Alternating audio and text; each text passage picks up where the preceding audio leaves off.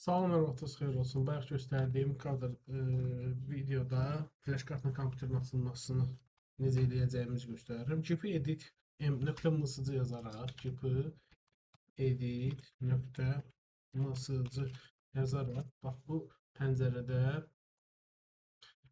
konfigurasiyada dəyişiklik edəcəyik. Burada kompüterdə iş gördüyümüz üçün Computer Configuration, Administrative Templates açırıq. Burada da göstərir zaten.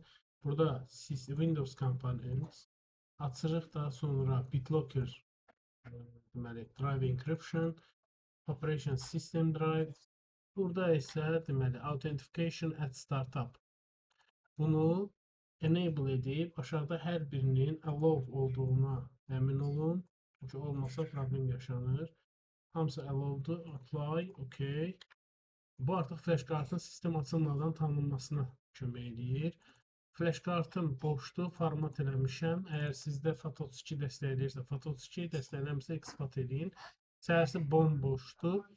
Bundan sonra CMD-ni administrator kimi açırsınız. İcazə versin. Daha sonra mən sizə kodları bir-bir paylaşacağım. Amma burada hal-hazırda copy-paste eləməyə çalışıram. Manage password. Burada biz bu kodları sizinlə paylaşacağım. Bu onun üçündür ki, siz bu şəkili çəkəsiniz. Yəni buradakı kodlar bizə əgər flash kartımız itərsə, istifadə eləmək üçün vacib lazım olacaq bir şeydir. Daha sonra USB-ni məndə indi Y diskidir. Bir dəqiqə. Y diski olduğu üçün Y seçirəm. Hərf olaraq məndə Y-dir flash kartım. Sizdə əgər başqa hərfdirsə bunu dəyişərsiniz. Enter vururam. Artıq Y-nin içərisinə atdı. Tipimizi aktivləşdirməliyəm. Növbəti kodumu atıram. Enter. Əlavə edildin deyir. Belə daxil olsanız görməyəcəksiniz. Ola bilər görəsiniz. Gizli fail kimi yüklənir içərisinə. Daha sonra yenə də yoxlamamızı bir dənə son yoxlamanı edirik. OK-dir. Daha sonra şifrələməyə başlasın deyirəm. Enter. Bundan sonra restarta ehtiyacımız var. Yəni kompüterimizə restart verdikdən sonra biraz gözləməlisiniz. Burada artıq şifrələmə belə deyək də həyata keçirilir. Vəssalam.